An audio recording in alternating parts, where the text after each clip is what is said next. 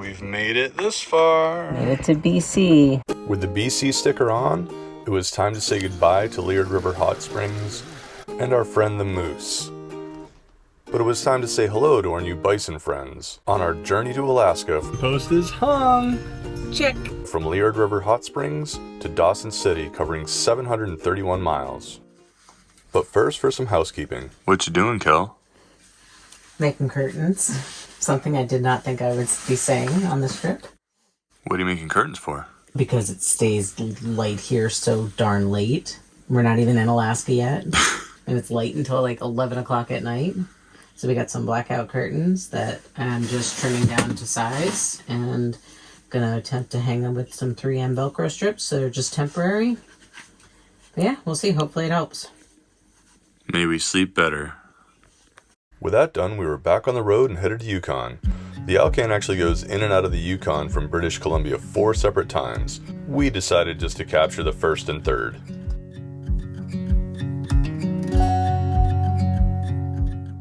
We then made our way up the road to Watson Lake. We have arrived at Signpost Forest.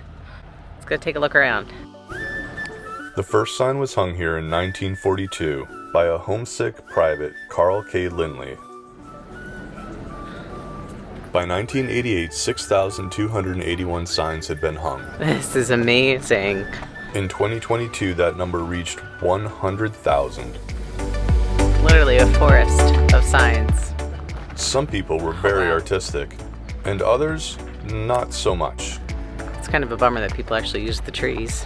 The idea is to make a sign out of something that's traveled the entire journey with you. This can lead to some pretty creative signs, from tops of paint cans to toilet seats. We even found our friend Cedar and Silver's sign from last year, and we found others with sentiments we share. Us too. Then it was time to find a place for our own sign. Not ours, but I'm sure we'll feel the same way after visiting. So I think we found a spot. By the roots.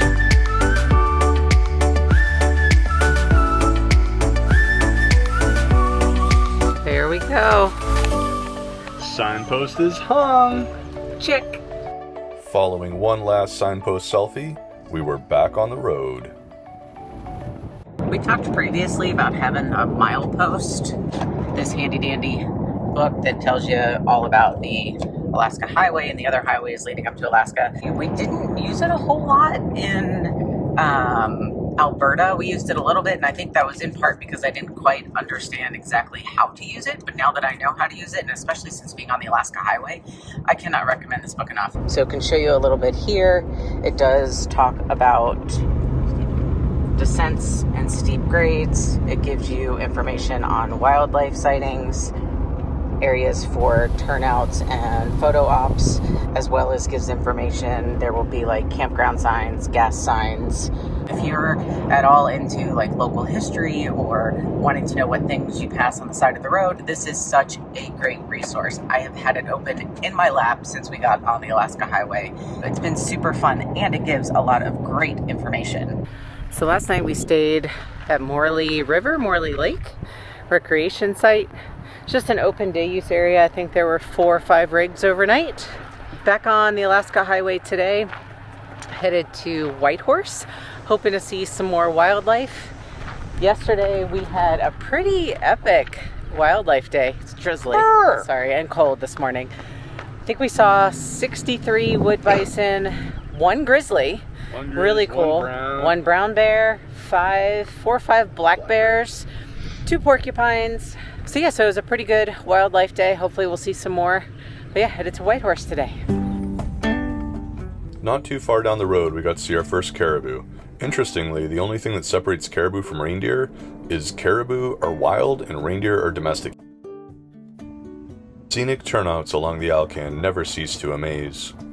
Made a little pit stop in, we think it's Carcross? Carcross, because it used to be called Caribou, actually Carecross, because it was called Caribou Crossing, and then they changed the name to Carecross, or Carcross, we're not really sure. So we're just walking along the little waterfront area. partially rebuilt hull of the SS Tushai.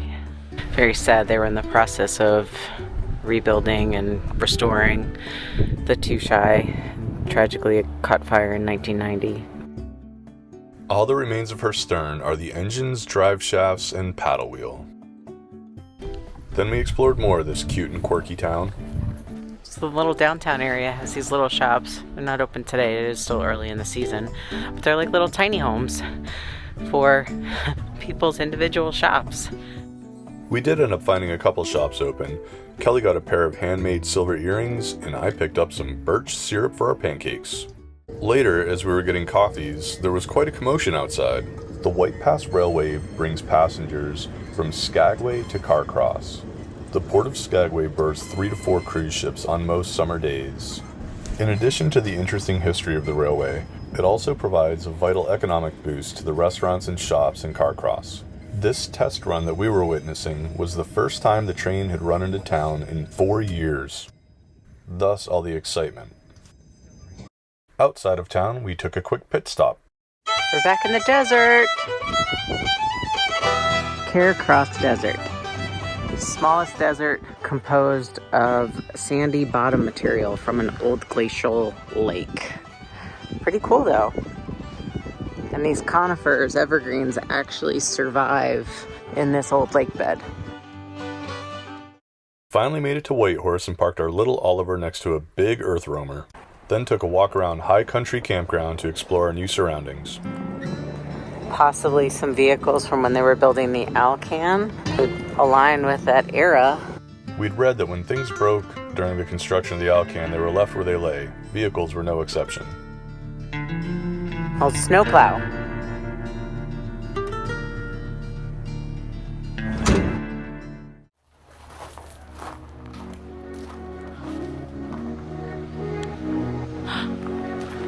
Brewery! Yay! We're at Winterlong Brewing Company and recovering from an upset stomach with a puppy in the truck, which was wonderful. Getting gas, and somebody decided to projectile vomit all of his breakfast and a bunch of water he had just drank, so that was fun. This is our reward after that. And their beers are fantastic. I'm having the oatmeal stout, which is a very good oatmeal stout, and they had a ton of IPAs. Yukon breweries have been really surprising. So typically this position is reserved for Dad, but Dad's inside. So my lap is not nearly as big. Sorry, buddy. This is why I can't be trusted to go into the brewery alone. He was supposed to come out with like 3-4 packs. And this is what he comes out with. A couple extra 4-packs. We'll find it.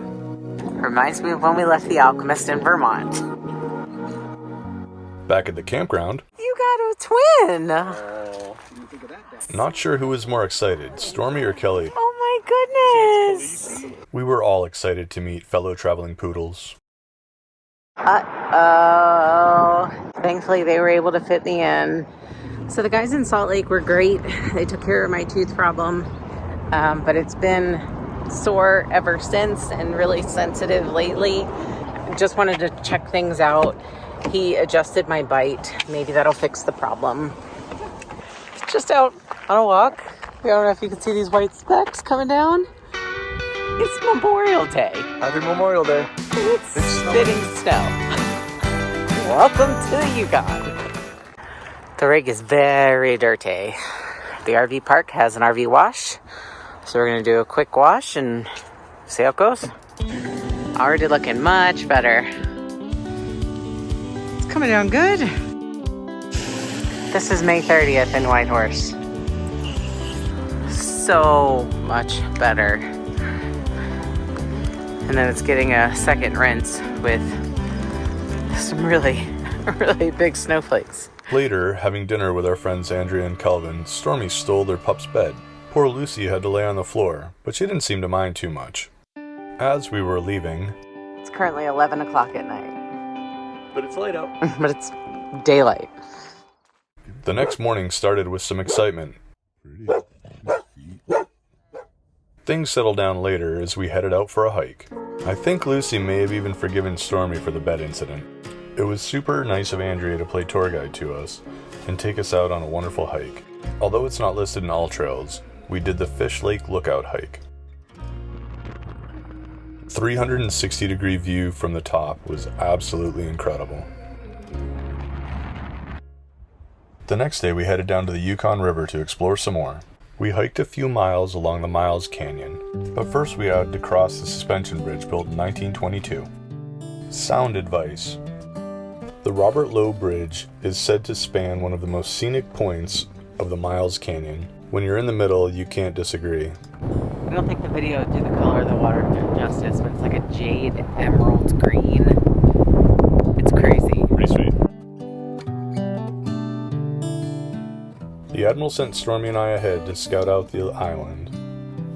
When we found it wasn't accessible, we headed for higher ground. Are you pulling Papa up the hill?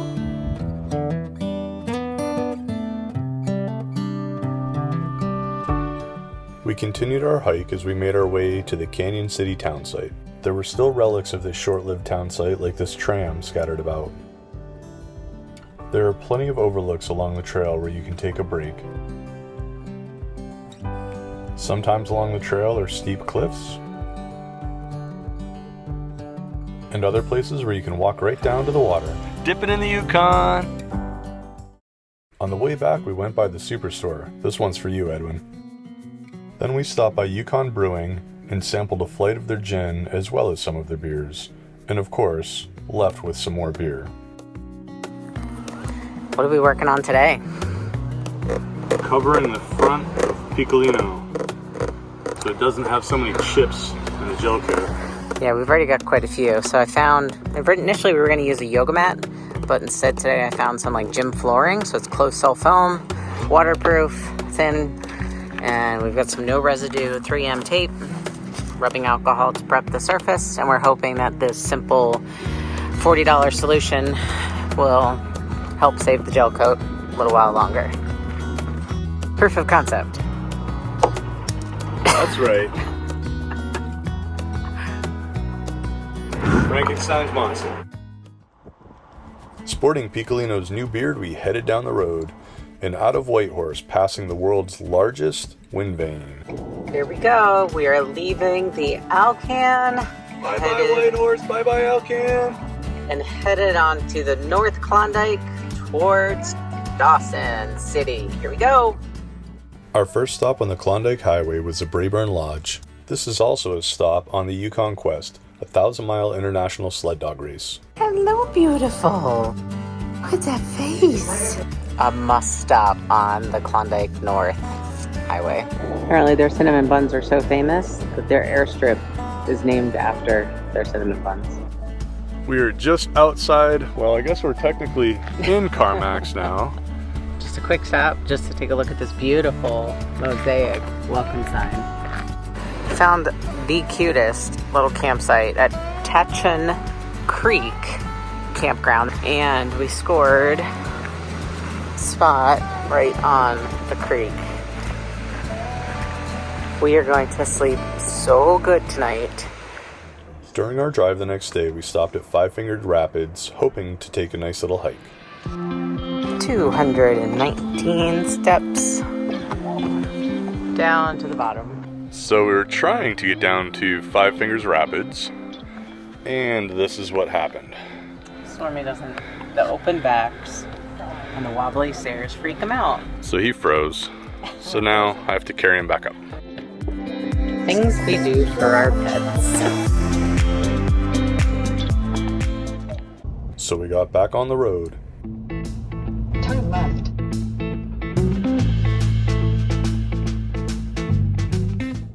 After a short 110-mile day, we arrived at our next campground.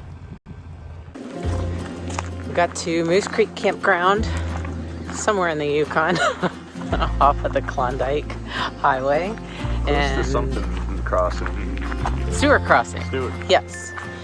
And there's a little trailhead that leads to the Stewart River, just a couple spots down from our campsite. So we're going to go for a little afternoon hike and hope that the mosquitoes don't eat us too much. So the Mainers watching will appreciate this. These are Arctic lupins. I'll hike through the boreal forest. This is the confluence of Moose Creek and Stewart River. It's a little mucky, so we're not going any further, but man, it is flowing pretty good.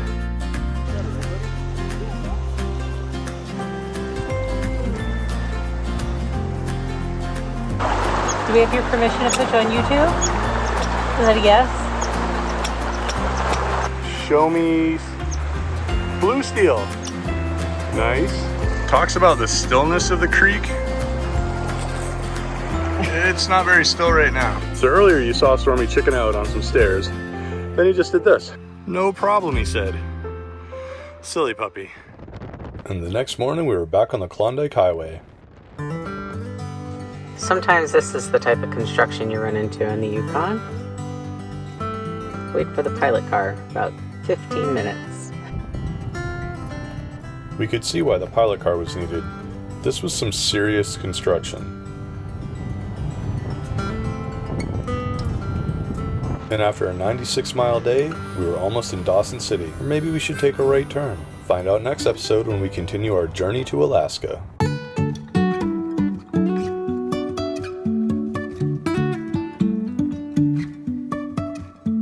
Life is a winding road,